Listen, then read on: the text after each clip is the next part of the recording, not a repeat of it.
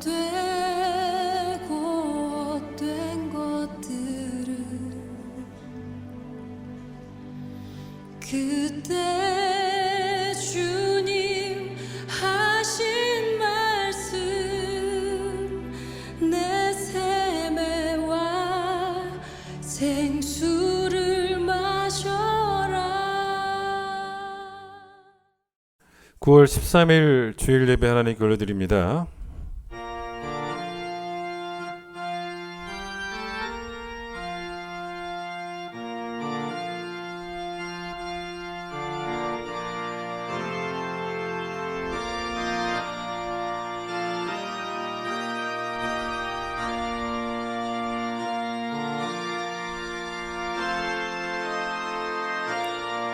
오직 여호와는 그 성전에 계시니 온 땅은 그 앞에서 잠잠할지니라. 기쁨으로 여호와를 섬기며 노래하면서 그 앞에 나아갈지어다. 하나님은 영이시니 예배하는 자가 영과 진리로 예배할지니라. 아멘.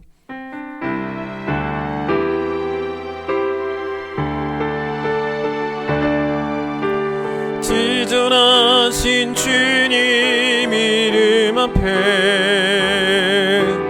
모두 무릎 꿇고 다 경배. 거룩하신 주님 보좌 앞에 엎드려 절하세. 예수는 그리스도, 예수는 주,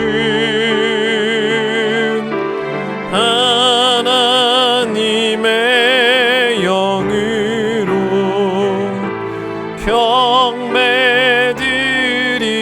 경배드리리. 이 시간 우리의 모든 죄악을 하나님 앞에 고백합니다.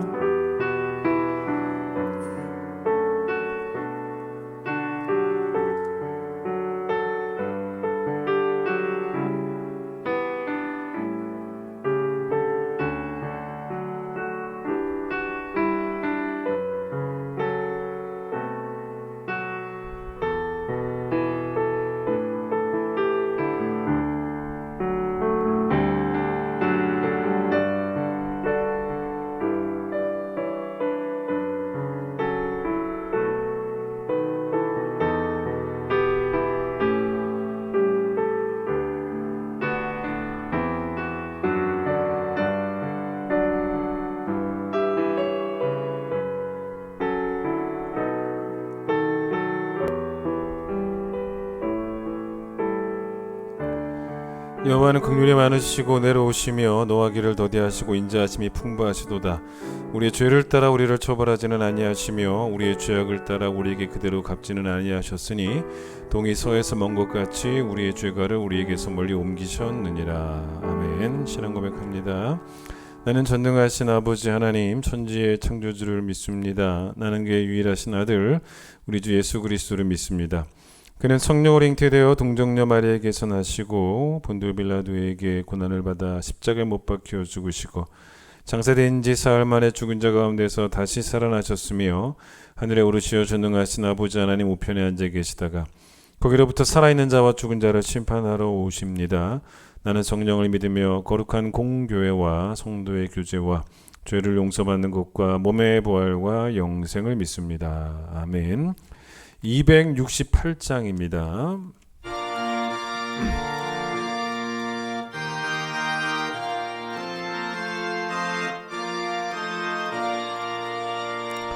죄에서 자유를 얻게 함은 보혈의 능력 주의 보혈 시험을 이기고 승리하니 참 놀라운 능력이로다. 주의 보혈 능력이 또다. 주의 피 믿으오. 주의 보혈 그 어린 양의 매우 귀중한 피로다. 육체의 정욕을 이길 힘은 보혈의 능력 주의 정결한 마음을 얻게 하니 참 놀라운 능력이로다. 주의 보혈 능력이 또다. 주의 피 믿으오. 주의 보혈 그 어린 양의 매우 귀중한 피로다. 눈보다 더 희게 맑히는 것 보혈의 능력. 주의 보혈 부정한 모든 것 맑히시니 참 놀라운 능력이로다. 주의 보혈 능력이 또다. 주의 피 믿으오. 주의 보혈 그 어린 양의 매우 귀중한 피로다. 구주의 복음을 전할 제목 보혈의 능력. 주의 보혈 날마다 나에게 찬송 주님 참 놀라운 능력이로다. 주의 보혈 능력이 또다. 주의 피 믿으오. 주의 보혈 그 어린 양의 매우 귀중한 피로다. 민수기 11장을 보겠습니다. 구약 214페이지 민수기 11장 31절로 35절까지 말씀을 제가 읽도록 하겠습니다. 민수기 11장 31절로 35절입니다. 바람이 여호와에게서 나와 바다에서부터 메추라기를 몰아 진영 곁 이쪽 저쪽 곧 진영 사방으로 각기 하룻길 내는 지면 위 2규빗쯤에 내리게 한지라. 백성이 일어나 그날 종일 종야와 그 이튿날 종일토록 메추라기를 모으니 적게 모은 자도 10호멜이라. 그들이 자기들을 위하여 진영 사면에 펴두었더라. 고기가 아직 이 사이에 있어 씹히기 전에 여호와께서 백성에게 대하여 진노하사 심히 큰 재앙으로 치셨으므로 그곳 이름을 기브롯 핫다와라 불렀으니 욕심을 낸 백성을 거기 장사함이었더라. 백성이 기브롯 핫다와에서 행진하여 하세롯에 이르러 거기 거하니라. 오늘은 배종성 집사님 기도십니다. 사랑으로 언제나 바라보시고 은혜 주시기를 원하시는 하나님 아버지 감사드립니다. 코로나로 인해서 모든 것이 혼란스럽고 생활 모습도 많이 변화된 요즘이라지만 그래도 주일을 맞이하여 하나님 아버지께 변함없이 예배드릴 수 있도록 허락해 주셔서 참으로 감사드립니다.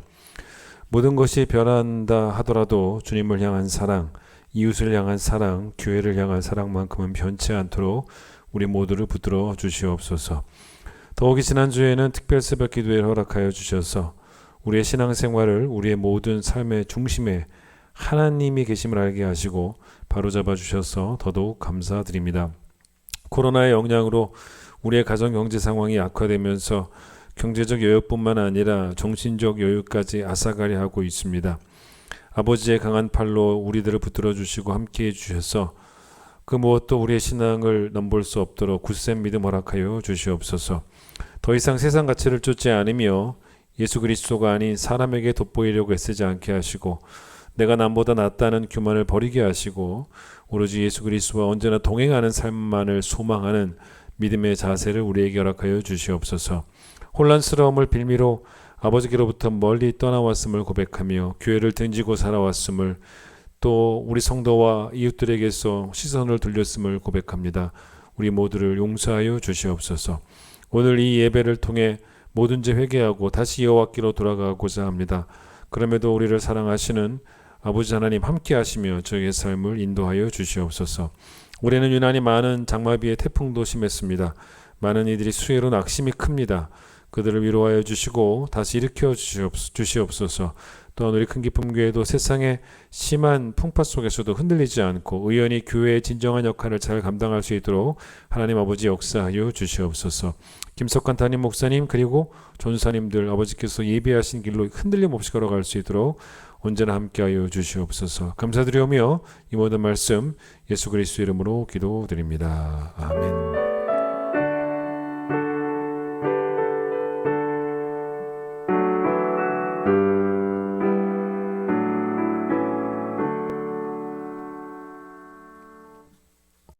봉헌하겠습니다.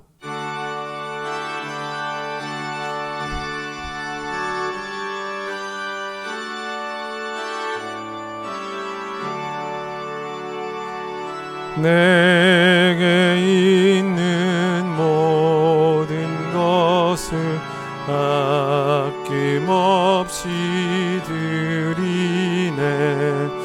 사랑하고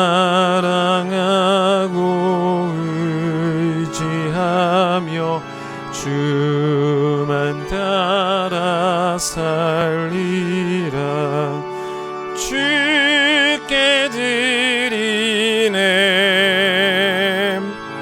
주께 드리네.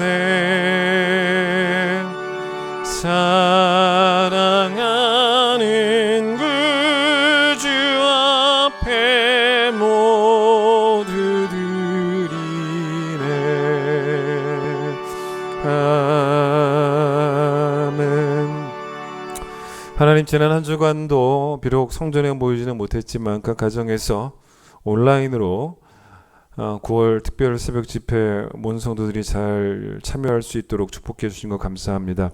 하나님을 경외하는 그 신앙이, 그 슬기가, 그 지혜가 우리의 예배 가운데, 우리의 기도 가운데, 우리의 가정과 또 우리의 교회와 우리의 사회생활 가운데 분명히 드러날 수 있도록 축복해 주시기를 간절히 소망합니다. 우리가 어디에 있든지 간에 그리스도의 편지로 살아가기를 원합니다. 그리스도께서 우리에게 늘 선한 능력 주시고 우리가 해야 될 일을 잘 감당할수록 도와주셔서 우리가 가는 곳마다 그리스도를 알리는 향기가 될 수 있는 그리스도의 편지들 꼭 될 수 있도록 하나님 축복하여 주시옵소서. 주님을 사랑하고 또 주님을 경외하는 마음으로 헌금 드렸습니다. 물질을 통해 하나님께 영광 돌리기를 원하는 마음으로 드렸습니다.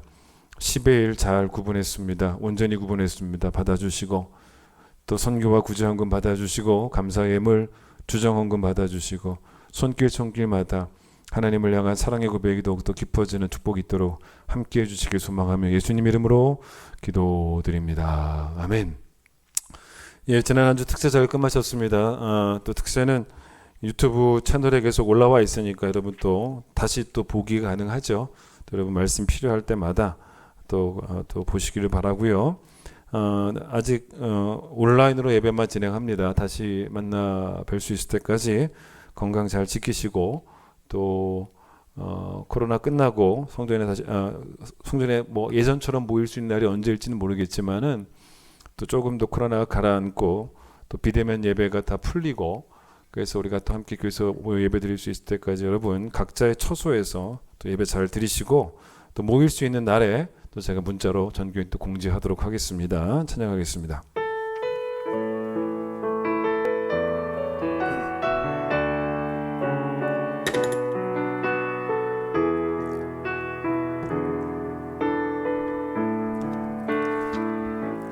우물가의 여인처럼 난 구했네. 헛되고 것들을 그때 주님 하신 말씀 내 샘에와 생수를 마셔라. 오 주님 채우소서. 나의 잔을 높이 듭니다. 하늘 양식 내게 채워주소서. 넘치도록 채워주소서.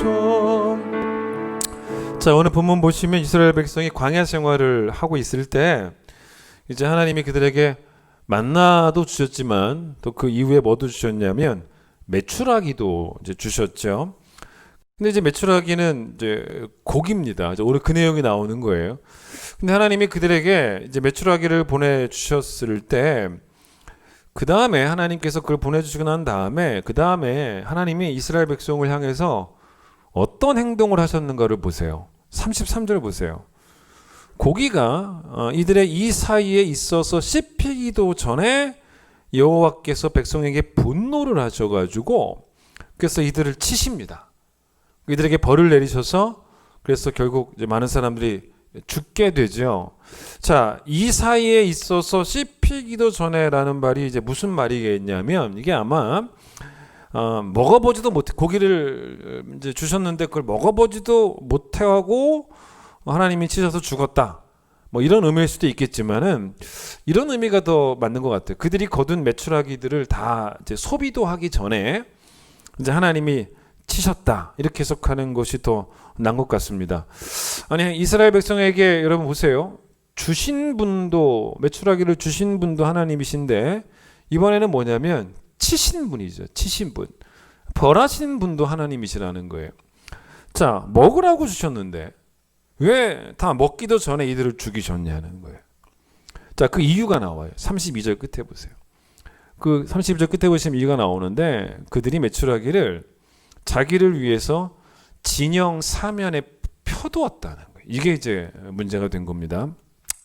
자, 이게 무슨 말이냐면, 이게 이런 이야기. 일단 메추라기가 얼마나 많이 내렸냐면 31절 보세요.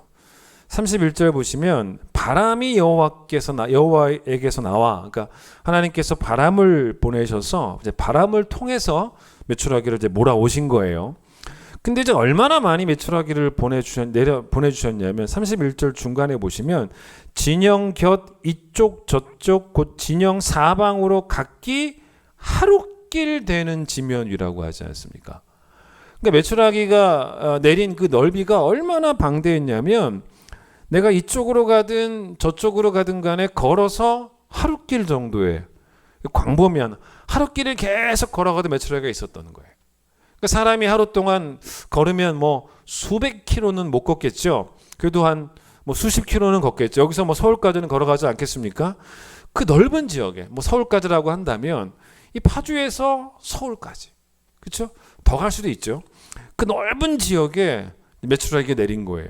그러니까 이 사람들이 만나만 먹다가 이제 메추라기를 보니까, 이제 만나는 고기는 아니었잖아요. 고기를 보니까 막 눈이 들어간 거예요.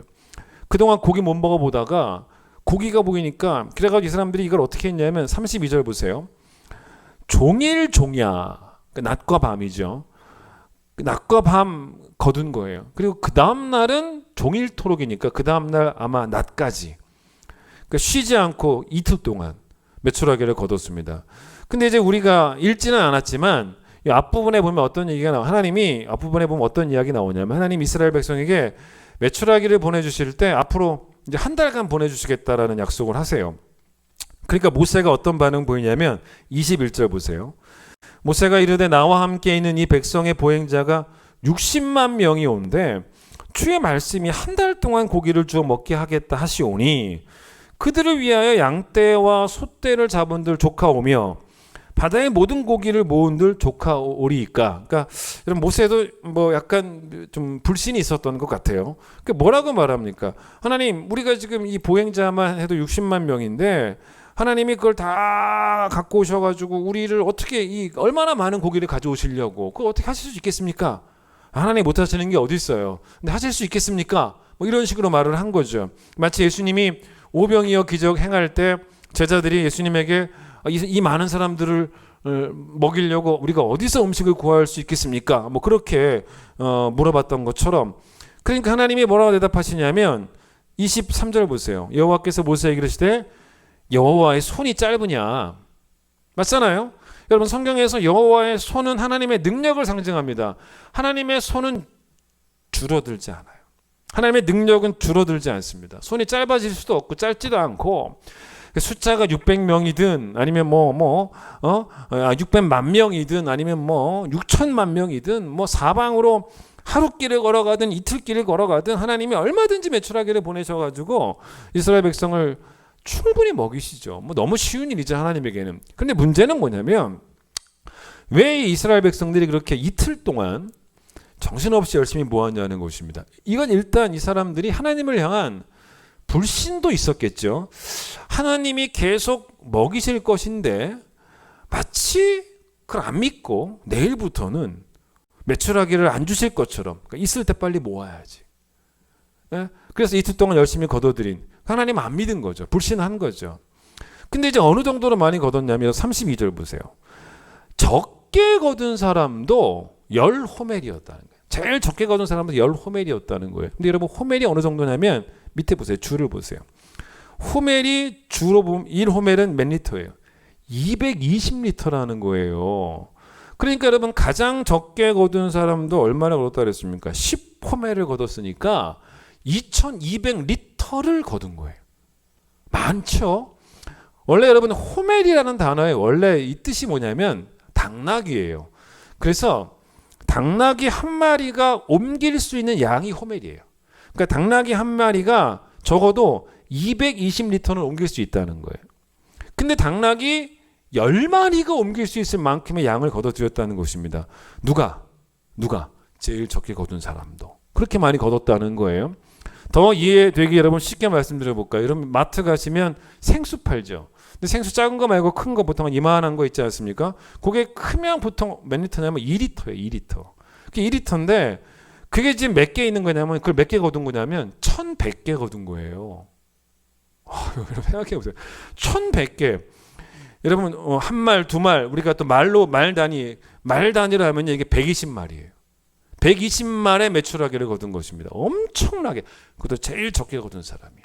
근데 사실 이 문제는요, 단지 불신만의 문제는 아니었어요. 물론 하나님이 이들의 믿음 없음, 불신도 무척 싫어하셨지만 그것도 원인이지만 하나님이 이들을 치신 이유를 밝히세요. 하나님이 이들을 치신 또 하나의 중요한 이유가 뭐냐면 이들의 탐욕이에요. 욕심이에요. 하나님은 인간의 불신도 너무 싫어하시지만 하나님은 인간의 욕심도 탐심도 탐욕도 너무 싫어하세요. 그래서 이들이 그렇게 많이 거둔 다음에 여러분 32절 끝에 보세요. 제가 요거 말씀드렸죠. 왜 하나님이 치셨냐. 이들이 어떻게 했냐면 보세요. 자기들을 위하여. 그래봐야 자기들을 위하여예요. 그래봐야 자기 위해서 뭐 했다는 것입니까? 진영 사면에 펴뒀다는 거예요. 이 메추라기를. 왜 그랬습니까? 저장하려고. 쌓아두려고. 근데 왜 펴뒀냐? 여러분 이 시대에 냉장고가 있는 것도 아니고 여러분 설령 지금 우리 집에 냉장고들이 다 있지만 여러분 가정에서 생수통 1100개를 어떻게 냉장고에 넣어두겠습니까? 그건 말도 안 되는 거죠. 그렇게 할 수도 없고. 그러니까 이들이 지금 뭘 한 거냐면 저장하려고 햇빛에 말린 거예요. 말린 거예요. 그래서 말려서 보관하려고. 여러분 이게 뭔지 아세요? 이게 바로 뭐냐면 탐심이에요. 이게 욕심이에요. 탐욕입니다. 그래서 하나님이 너무 이게 싫으셔가지고 하나님이 우리 욕심 너무 싫어하시거든요. 그래서 이들을 이제 벌을 내려서 죽이셨어요. 근데 그 벌하신 장소를 34절 보세요. 뭐라고 이름을 부르게 되었냐면 기브롯 핫다와라고. 그렇죠 여러분? 거기 밑에 주 보세요. 기브롯 핫다와의 뜻이 뭡니까? 탐욕의 탐심의 무덤이라고. 탐심의 무덤이라고 그렇게 이름을 부르게 되었다는 것입니다. 이렇게 이름을 부르는 이유는 이제 교훈 삼으려고 하는 거겠죠. 앞으로 뒤에 이제 후대들이 또 기억하면서. 어쨌든 간에 여러분 전도서 7장 1절에 보시면 아름다운 이름이 보배로운 기름보다 낫다라는 말씀이 나옵니다. 그 평생을 바울처럼 욕심도 없이 살아온 사람들은 어떤 사람이냐면 아름다운 이름을 남긴 사람이죠. 근데 여러분 기름을 탐한 사람들은요, 그러니까 아름다운 이름이 보배로운 기름보다 낫다라고 했는데 기름을 탐한 사람들, 기름에 목숨 건 사람들은요 죽으면 뭘 남기는지 아세요? 아름다운 이름을 남기는 거 아니라 탐욕의 무덤만 남겨놓고 가는 거예요. 그 얘기예요. 그래서 여러분 34절에 이들의 범한 죄가 뭔지 분명히 보세요. 분명히 나옵니다. 그곳 이름을 기브롯 핫다와라고 불렀는데 하나님이 뭘 싫어하신 거예요? 누구에게 벌 내신 거예요? 욕심을 낸 백성. 욕심을 낸 백성. 2200리터를 거두고 그걸 말리기까지 한 백성. 저장하려고. 그렇게 하나님이 너무 분노하신 거예요. 하나님이 엄청 탐욕을 싫어하세요. 그거 아셔야 돼요. 여러분 인간의 탐심이 우리 안에 깊이 뿌리를 내리고 있는 그 죄의 뿌리가 있는 그 죄성이라는 것은요, 어떻게 해도 알 수 있냐면, 여러분 애들 보세요. 그 말도 제대로 못하는 뭐 1살짜리, 2살짜리 이런 애들 보시면 걔네들이 뭘 알까 싶은데도 불구하고 양손에 과자 이렇게 들고 있잖아요. 그 조그만 애들 막 1~2살짜리 애들. 근데 여러분 가서 하나만 달라고 손 내밀어 보세요. 즐거운 마음으로 욕심 다 내려놓고 주는 아이들 생각보다 없어요. 안 줘요. 뒤로 숨깁니다. 여러분 어릴 때부터 그렇다는 것은 그걸 누가 가르쳐 줬겠어요? 엄마가 가르쳐 줬겠습니까? 아니에요. 배운 게 아니에요. 타고난 죄성이에요. 누가 안 가르쳐? 여러분 죄성을 누가 가르쳐 줍니까? 하나님의 성품을 배우는 것이지 죄성은 타고나는 거 아닙니까? 여러분 그래서 그 죄성을 이기는 능력이 바로 뭐냐면 복음의 능력이고 성령의 능력이죠. 그러니까 아무나 죄성을 이기는 게 아니고 복음의 사람이, 성령의 사람이 이제 죄를 이기는 거죠. 초대교회는 여러분 어떤 교회였냐면 성령 충만한 교회였습니다. 근데 이 사람들이 성령 충만했다는 것을 어떻게 알 수 있냐면 여러분 이 교인들에게는 뭐가 없었냐면 소유욕이 없었어요. 원래부터 없는 사람이 어디 있어요? 성령으로 이긴 거죠. 죄성을 이긴 거죠. 그래서 여러분 이 사람들은 내 거라고 말하지 않았다는 거예요. 그 물질로 서로 함께 나누고 뭐 구제하고 뭐 그런 교회였어요. 들어보세요. 사도행전 4장 32절. 믿는 무리가 한 마음과 한 뜻이 되어, 그 다음 들어보세요. 모든 물건을 서로 통용하고 자기 재물을 조금이라도 자기 것이라 하는 이가 하나도 없더라. 여러분 자기 재물이 분명히 내 거잖아요. 근데 그걸 내 거가 아니다라고 말할 수 있다는 것은 성령 충만의 결과예요. 그래서 여러분 사도행전의 별명이 뭡니까? 성령 행전 아니겠습니까? 성령 충만이 이런 거다라는 것은 사도행전에 구석구석 디테일하게 나와요. 생활의 모습으로, 삶의 모습으로. 그래서 여러분 그 중에 하나가 바로 뭐냐면 자기 재물을 자기 것이라고 더 이상 고백하지 않는, 내 재물은 영원한 내 것이 아니라 하나님이 잠시 맡기신 것이고 물질의 청지기가 되어야 되는 것이고 뭐 이런 것들. 그래서 그런 모습이 나오는데 여러분 사도행전에 성령 충만이라는 표현도 나오지만 조금 불편하게 들으실 수도 있어요. 그래서 들으셔야 돼요. 어떤 표현도 나오냐면 사탄 충만이에요. 성도에게. 성령 충만이 아니라 사탄 충만이에요. 성도한테 어떻게 사탄 충만일 수 있겠냐. 근데 그게 나와요. 그 사람들의 이름까지 나와요. 아주 불명예스럽죠. 사도행전 4장에는 내 거라 하지 않고 막 초대교회 좋은 모습 딱 설명하고 있다가 그게 어디 나와요? 사도행전 5장 가면 이름 나와요. 사탄 충만했던 두 사람 누구예요? 아나니아와 삽비라. 사탄 충만했다 그래요. 그래서 이 부부가 물질에 욕심을 냈지 않습니까? 그래서 베드로가 이 부부에게 뭐라 그러냐면 들어보세요. 3절 이렇게 말해요. 베드로가 5장 3절에서 사도행전. 베드로가 이르되 아나니아야 어찌하여 사탄이 너의 마음에 가득하여. 사탄이 너의 마음에 가득하여. 사탄 충만이에요. 너가 성령을 속이고 땅값 얼마를 감추었느냐. 그러니까 성도라면 성령을 속이다니요. 성령에 민감해야죠. 성령의 인도하심에 따라가야죠. 성령의 소리를 외면하면 안 되죠. 근데 성령의 소리는 줄여놓고 마음속에 사탄이 충만하고 사탄이 막 부추기니까 얼씨구나하고 따라갔다는 거죠. 그래서 베드로가 아나니아와 삽비라 부부의 그 탐욕을 사탄 충만이라고. 여러분 우리가 하나님께 복을 구하는 게 잘못된 건 아니에요. 하나님은 오늘도 우리에게 복 주시는 하나님 맞습니다. 하나님이 복을 주시지 않으면 우리는 1분 1초도 살아갈 수가 없고 우리의 호흡도 하나님이 주신 복이에요. 그러니까 복을 구하는 건 맞습니다. 하나님 오늘도 내가 건강하게 살 수 있도록 호흡 주세요. 숨쉬게 해주세요. 그런 기도 얼마나 좋은 기도, 나쁜 기도 아니에요. 그런데 여러분 스스로 얘기하면 오늘 여러분 정직하게 한번 물어보시라는 거예요. 내가 정말 하나님께 복을 구하고 있는지 아니면 내 안에 욕심이 있는지를 물어보시라는 거예요. 내가 지금 복을 구하는 것인가 아니면 내 안에 욕심이 있는 것인가 물어보세요. 정직하게 나한테 물어보세요. 이번 여러분 특세 때 우리가 둘째 날 기도에 관한 말씀 배울 때 성령으로 기도하라라는 말씀. 그날은 성령이 우리가 하나님의 자녀라는 걸 확신시켜 준다 뭐 그런 말씀 드렸죠. 근데 여러분 성령으로 기도하라는 말씀도 종종 우리가 기억하셔야 될 게 왜 그러냐면 여러분 내가 뜨겁게 기도한다고 성령으로 기도하는 건 아니에요. 내가 아무리 뜨겁게 기도해도 막 교회 와가지고요 막 눈물 흘리며 뜨겁게 기도합니다. 뭐 누가 봐도 뜨거워요. 너무너무 뜨겁게 기도해요. 그런데 그 뜨거움의 이유가 여러분 욕심일 수 있어요. 욕심 때문에 막 눈물 흘리고 뜨겁게 기도할 수 있습니다. 그러면 이제 모르는 사람들이야, 지켜보는 사람들이 야 저분 참 성령 충만하게 기도하시네 라고 말할지 모르겠지만 성령님은 안 속아요. 안 속아요. 성령이 주시는 선한 생각을 거절하고, 좀 죄송한 표현이지만 사탄이 충만한 기도죠. 왜냐하면 성령님은 아세요. 욕심이 얼마나 많은지를. 복을 주시는 하나님을 욕심으로 만나고 있잖아요. 그래서 여러분 이게 얼마나 좀 불편한 이야기가 되겠냐마는, 그래도 여러분 들어보시죠. 사탄이 충만한 기도가 그건 기도가 아니라 그냥 기도 자체가 죄가 되는 거예요. 기도하는 게 죄가 되는 거예요. 왜냐하면 사탄 충만한 거니까. 그래서 갈라디아서 5장 22절에 보시면요, 성령의 열매 22절, 23절 성령의 열매가 쭉 나오지 않습니까? 9가지가 나와요. 근데 그 9가지가 쭉 나오고 난 다음에 오늘 설교 제목이기도 한데 24절에서 바울이 뭐라 그러냐면, 성령의 열매를 쭉 열거하고 바로 그 다음에 바울이 뭐라 그러냐면, 따라서 그리스도 예수의 사람들은 육체와 함께 정욕과 탐심을 십자가에 못 박아야 한다는 거예요. 성령 충만한 성도가 성령을 욕심으로, 탐심을, 성령을 욕심으로 또 성령으로 가지고 탐심을 이겨내지 못한다면 그거는 성령 충만한 게 아니라는 거예요. 성령이 있다면 탐심도 이겨내고 욕심도 이겨내셔야 된다는 거예요.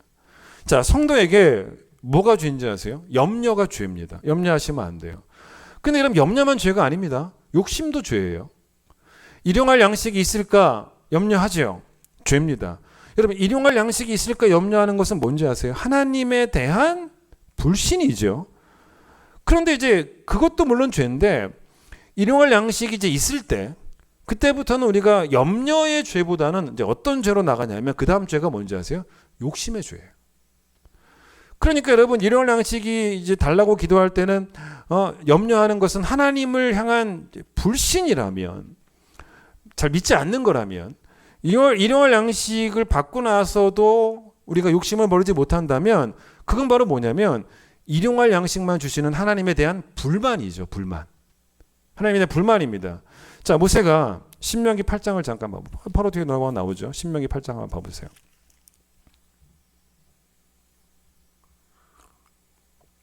신명기 8장 3절을 보세요. 모세가 이런 말을 합니다. 이게 언제 이야기한 거냐면, 이제 가나안에 그들의 백성이 들어가기 전에, 자기 못 들어가죠.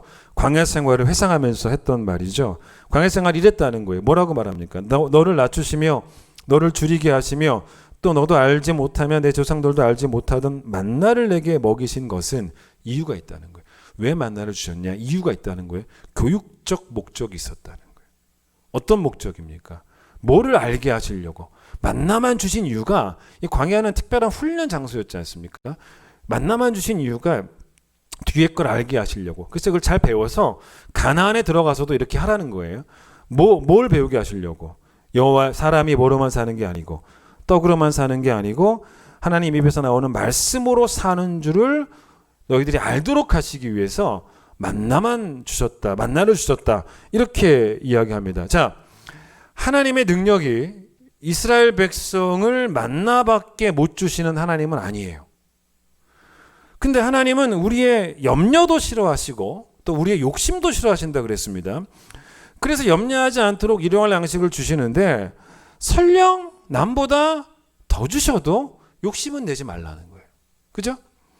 근데 여러분, 남보다 더 주시는 축복이 결국 그것 때문에 우리가 욕심이 더 막 자극이 된다면, 더 욕심이 생긴다면 결과적으로 그 축복은 축복이 아닌 거죠. 그럼 결국 축복이라고 말할 수도 없어요. 남보다 더 받았다가 욕심만 더 생겨버렸으니까. 이번 특세 제가 셋째 날 슬기로운 교회 생활 이야기할 때 어떤 말씀 드렸냐면, 축복보다는 진리를, 기억나시죠? 기적보다는 말씀을, 이런 이야기를 해드렸습니다. 그러니까 이게 뭐냐면, 우리가 구할 것은 일용할 양식을 구하는 게 맞아요. 근데 우리가 구할 것은 일용할 양식이지 더 화려하고 부유한 양식은 아니라는 거예요. 욕심 때문에 더 많은 떡을 달라고 하시면 안 된다는 거예요. 오히려 우리가 구해야 될 것은 뭐냐면 더 깊고 더 풍성한 진리라는 거예요. 그걸 구하라는 거예요. 더 깊고 더 풍성한 말씀이라는 거예요.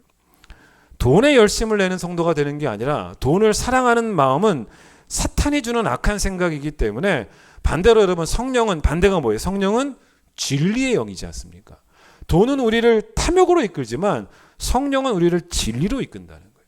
그러니까 말씀의 진리에 열심을 내는 성도는 성령 충만한 성도라는 것이고 이스라엘 백성들에게 광야에서도 일용할 양식을 공급하시는 하나님이 계셨다는 것은 사실 비겁하게 우리가 이 광야를 핑계 삼지 않은 훈련을 시키신 거예요. 뭐 광야에 있으니까 내가 이럴 수밖에 없는 그게 아니에요. 왜냐하면 광야에 있어도 좀 가난할 수도 있죠. 핑계 대지 마세요. 좀 가난할 수 있죠. 여러분 가난해도 광야는 좀 가난했잖아요. 근데 가난해도 굶어 죽지는 않았잖아요. 핑계 대지 말라는 거예요. 살다 보면 광야도 만나요. 핑계가 될 수 없는 게 굶어 죽지는 않아요. 성도는 안 굶어 죽어요. 굶어 죽지 않는다면 여러분 이게 어떻게 되는 이야기냐면 광야에 있든 가나안에 있든 정말로 어디에 있든지 간에 염려 또는 욕심이 원인이 된 그런 축복과 기적에 대한 열심을 가지기보다는 어디에 있든지 간에 광야든 가나안이든 조금 형편이 좋은 가나안에 있든 아니면 광야에 있든 염려나 욕심이 원인이 되어서 여러분의 축복과 기적을 원하는 그런 열심보다는 진리에 대한 말씀에 대한 열심만이 이 말씀은 그거예요. 광야에서든 가나안에서든 우리를 사로잡아야 된다는 거예요.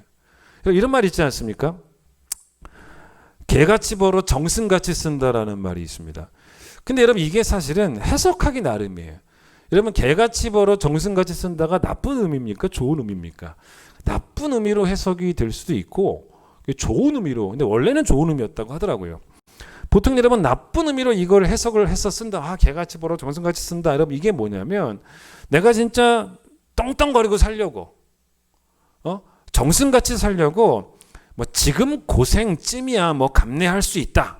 그래서 내가 수단과 방법을 가리지 않고 돈 벌어서 내가 꼭 나중에는 정승처럼 살겠다.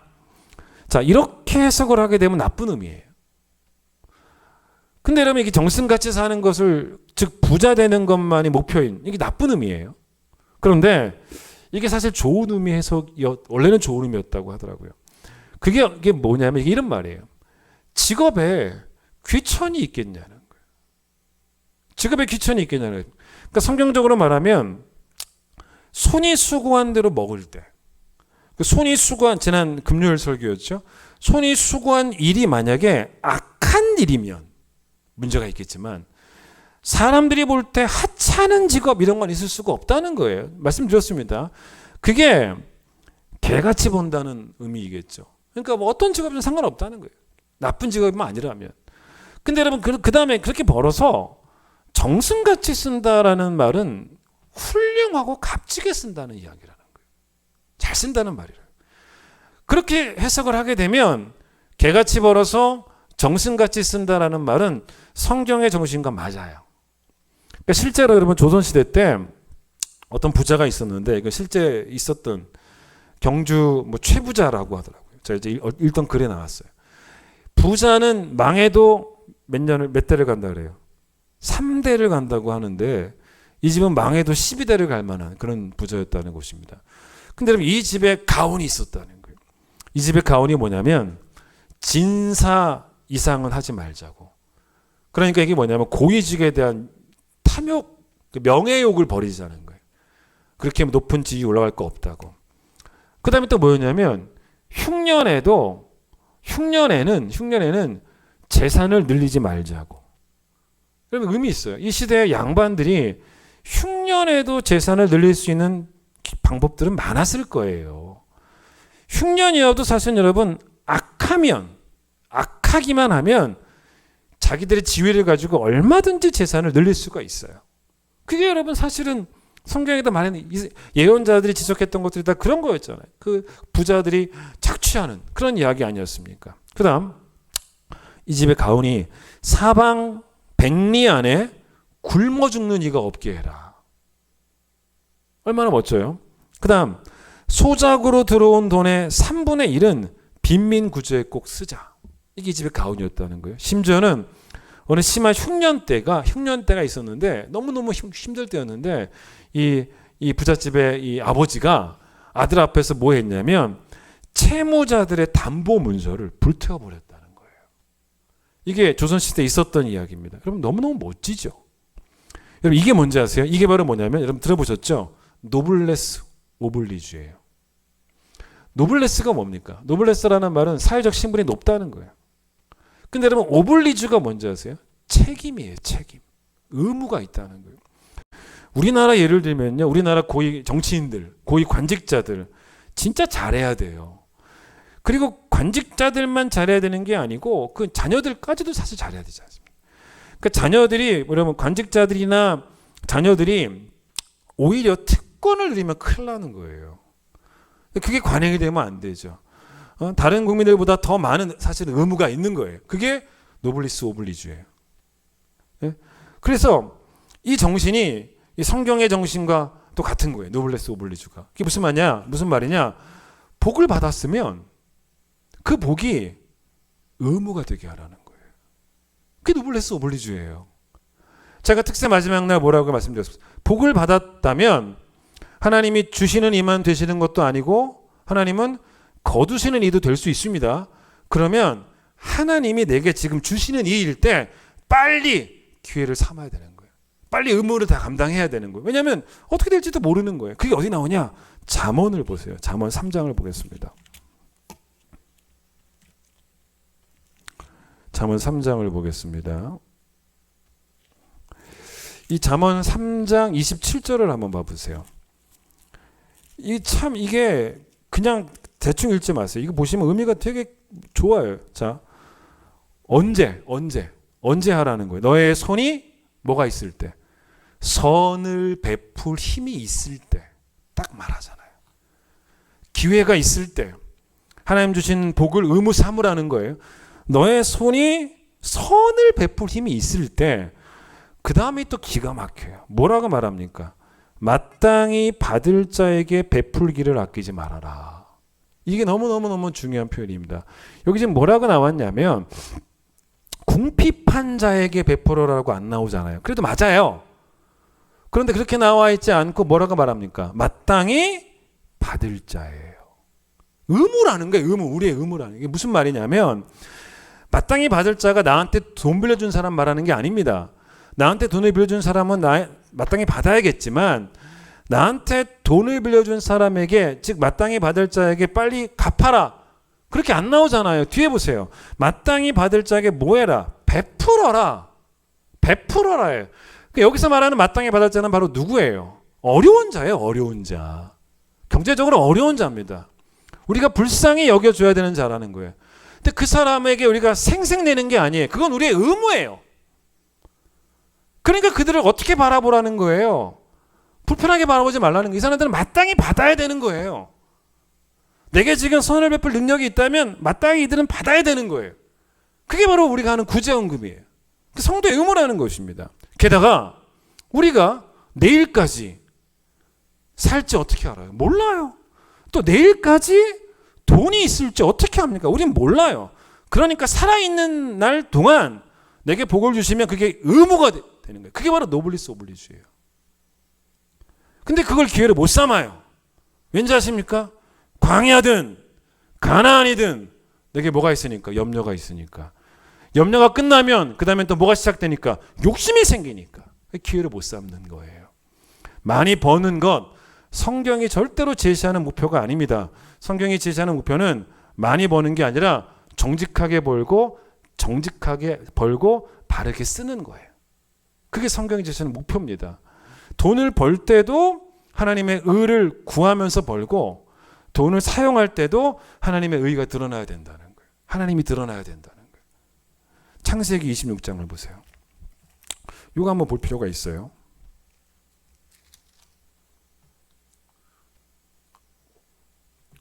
창세기 26장 12절 보세요. 자, 이삭이 그 땅에서 농사하여 그 해에 100배나 얻었고 여호와께서 복을 주심으로 그 사람이 창대하고 왕성하여 마침내 거부가 되어 라고 하죠. 여기 뭐냐면 이삭이 그 땅에서 농사해서 그 해에 100배나 얻었는데 그 이유가 뭡니까? 여호와께서 복을 주셨기 때문이에요. 그렇죠?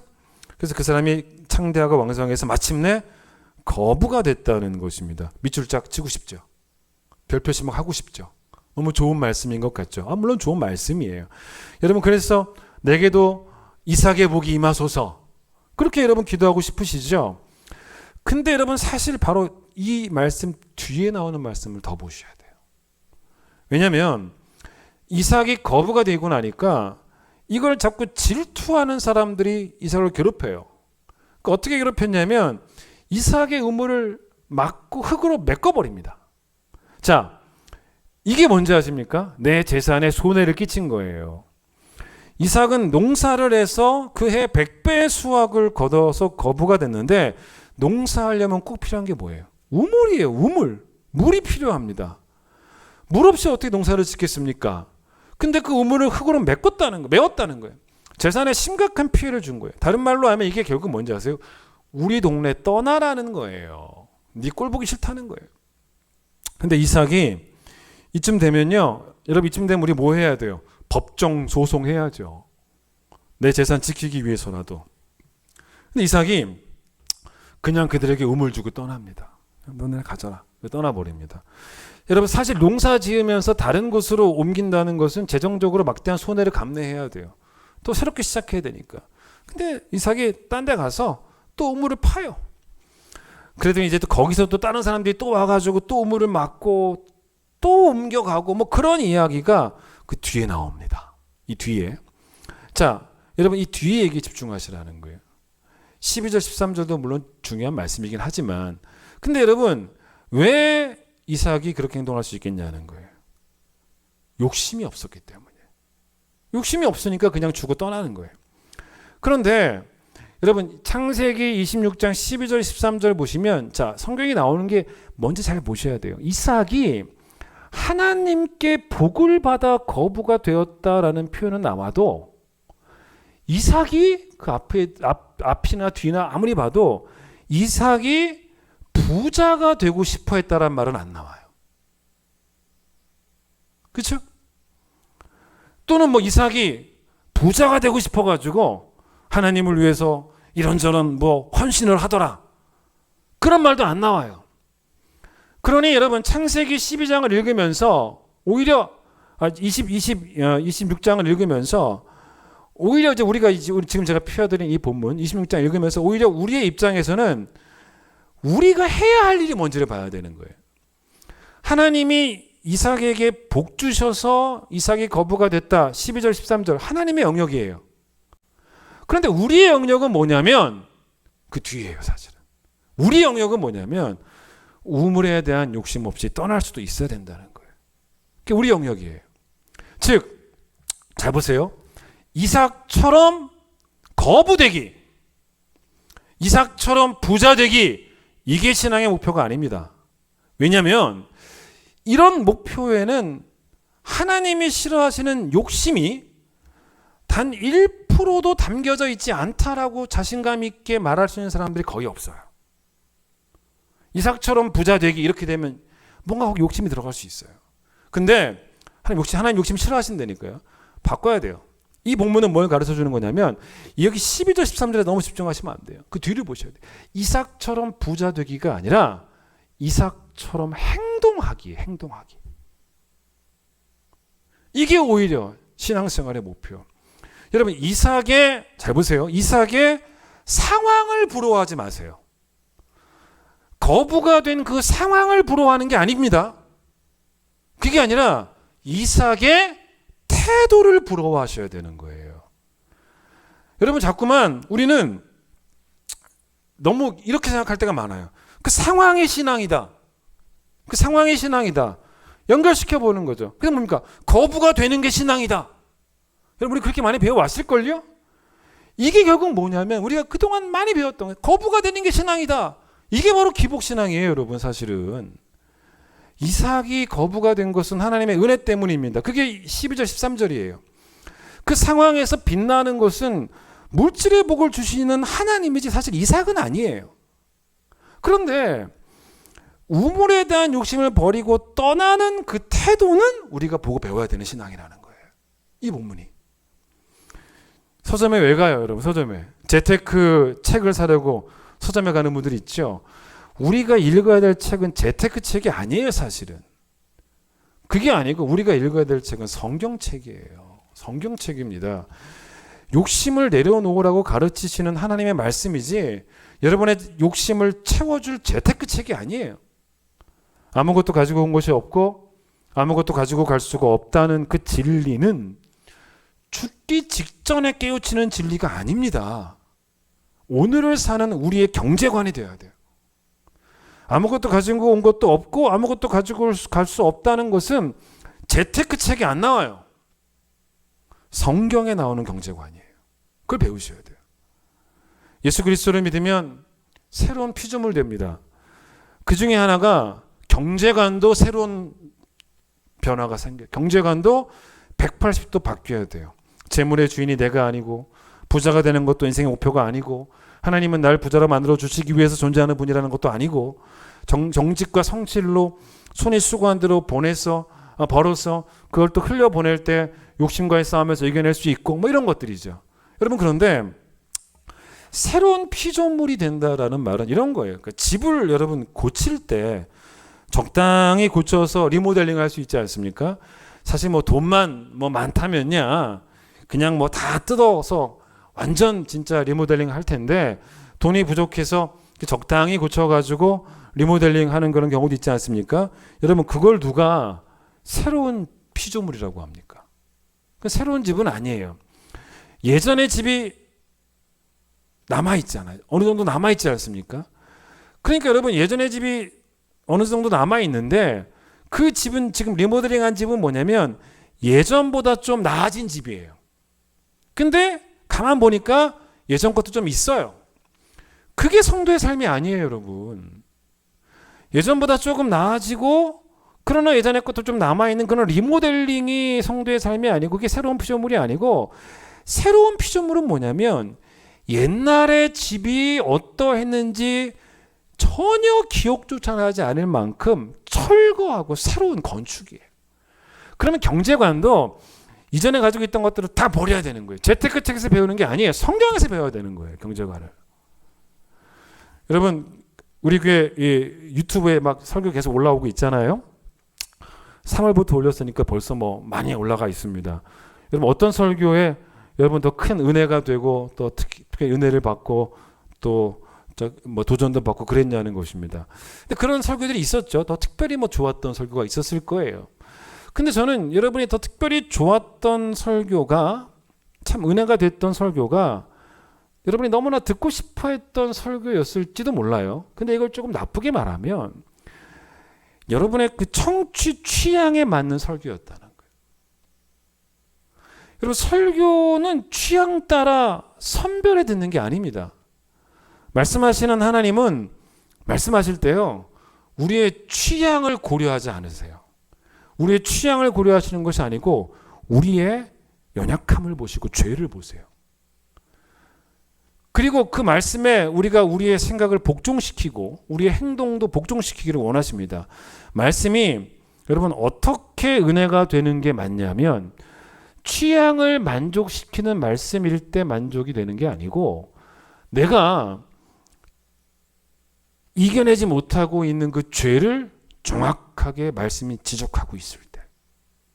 그래서 오늘 내가 말씀을 통해 유튜브를 통해서 보지만도 나의 민낯을 보게 될 때, 내 영적 상태를 성경의 기준으로 정확하게 판단하게 되었을 때, 그때 말씀은 은혜가 되는 게 맞아요.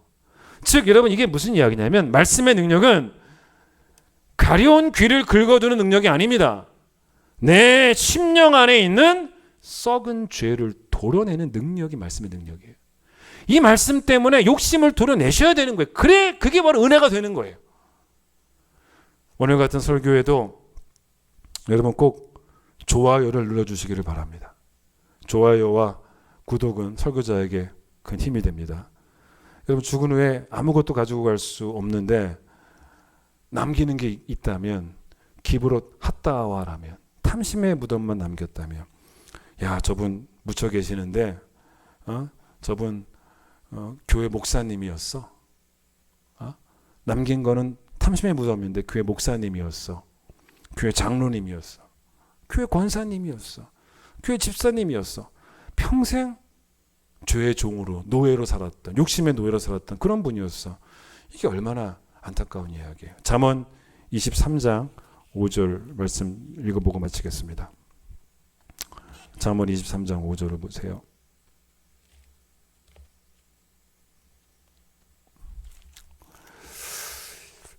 잠언 23장 5절만 이제 우리가 보게 되는데, 사실은 이제 그 앞에 말씀을 잠깐 보면 뭐가 죄라고 나옵니까? 4절. 뭐 하는 게 죄라는 거예요? 부자 되기에 애쓰는 것. 그러지 말라고 나오죠. 자, 근데 이제 5절을 보세요. 너가 어찌 허무한 것에 주목하겠느냐?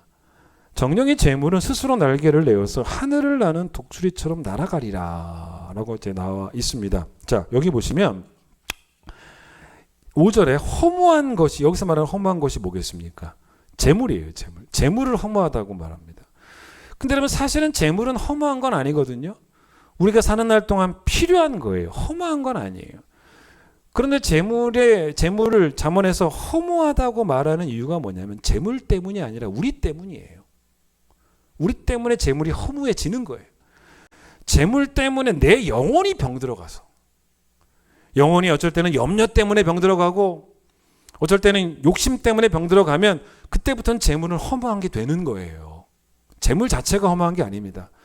근데 그랬을 때 그 다음부터 정령의 재물은 스스로 날개를 내어서 하늘을 나는 뭐처럼? 독수리처럼 날아가리라. 여러분 잘 보세요. 여러분이 새를 만나는 가장 좋은 태도가 뭐겠습니까? 새를 숲에서 잡아가지고 집으로 갖고 와가지고 집에 새 우리에 가두는 것, 그 좋은 방법 아닙니다. 그냥 새는 숲에서 만날 때 가장 서로에게 좋은 거예요. 숲에 가서 새를 만나고 싶은 사람들은 그냥 가면 돼요. 근데 여러분, 숲에 가서 새를 만나려고 숲에 들어가서 이것도 별로 안 좋아요. 나에게 새가 오게 하려고 뭐 별별 방법을 다 쓰는 것, 마치 뭐 비둘기 오게 하려고 새우깡 뿌리는 것처럼 말입니다. 나에게 새가 오게 하려고 별별 방법을 다 쓰면서 결국 새를 만나는 것도 그렇게 좋은 지혜는 아닙니다. 숲에서 새를 만나는 가장 좋은 지혜는 뭐냐면 모든 게 자연스러워야 돼요. 걸어가다 보면 새가 내 머리 위에, 나무 위에, 머리 위에 있는 나무에 앉아 있을 수도 있어요. 또 새가 또 자연스럽게 나에게 날아올 수도 있습니다. 그런데 그 새가 또한 다시 날아서 갈 수도 있지 않습니까? 내게 왔던 새가 다시 날아갈 수도 있어요. 근데 다시 날아가는 것을 내가 어떻게 막아요? 막을 길이 없어요. 그게 새와의 만남입니다. 근데 여러분, 그렇게 새를 만나고 오면 내 영혼은 뚝딱거리지 않아요. 그냥 평안해요. 그게 새와의 만남이에요. 그게 물질과의 만남이라는 거예요. 하나님이 물질의 복을 주시면 자연스럽게 만나시면 돼요. 거두어 가셔도 자연스럽게 만나시면 됩니다. 그런데 여기서 여러분, 새를 무슨 새라고 했냐는 거예요. 참새도 아니고 제비도 아니고 뭐예요? 독수리의 날개입니다. 그러니까 재물이 여러분 마음처럼 안 돼요. 참새나 제비 정도가 아니라는 거예요. 독수리입니다. 세상에서 누가 제일 허무한 일을 하는 사람인 줄 아십니까? 누가 제일 어리석은 사람인 줄 아세요? 독수리 잡으려고 독수리 쫓는 사람입니다. 여러분, 그 일 자체가 허무해요. 독수리는 날아가 버립니다. 그냥 그 얘기예요. 그래서 여러분, 어거스틴이 무슨 말을 했냐면, 들어보세요. 내 하나님이 아닌 모든 분은 내게 빈곤이다. 너무 멋져요. 들어보세요. 내 하나님이 아닌 모든 분은 내게 빈곤이다. 즉 나에게 부는 하나님의 존재만으로 족하다는 거예요. 하나님이 내게 부인데, 돈도 내가 절대 놓칠 수 없는 부라면 나는 돈 있는 사람이 아니라, 돈이 아무리 많이 있어도 돈 있는 사람이 아니라 돈도 내게 부가 된다면 나는 결국은 가난한 사람이라는 거예요. 영원히 가난한 사람이죠. 그래서 물질에 대해서, 재물에 대해서 여러분과 제가 해줄 말은 뭔지 아세요? 조금 더가 아닙니다. 물질에 대해서 조금 더 이 말 그만하시고 나한테, 내 탐심에 대해서 뭐라고 말씀하시는 게 옳으냐면, 이제 그만. 기부를 했다가 되면 안 돼요. 그래서 여러분, 앞으로 살아가는 날 동안도 욕심 다 내려놓고 그렇게 오늘 말씀처럼 하루하루를 주의 뜻대로 살아가는 귀한 성도 되시기를 간절히 축원드리겠습니다. 찬양하겠습니다.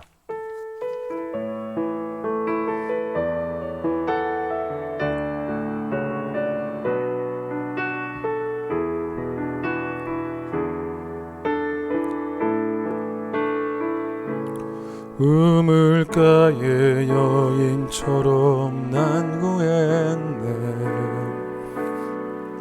헛되고 헛된 것들을 그때 주님 하신 말씀 내 세매와 생수를 마셔라.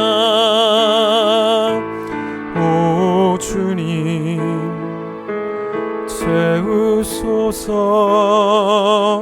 나의 잔을 높이 듭니다. 하늘 양식 내게 채워주소서. 넘치도록 채워주소서. 많고 많은 사람들이 찾아섰네.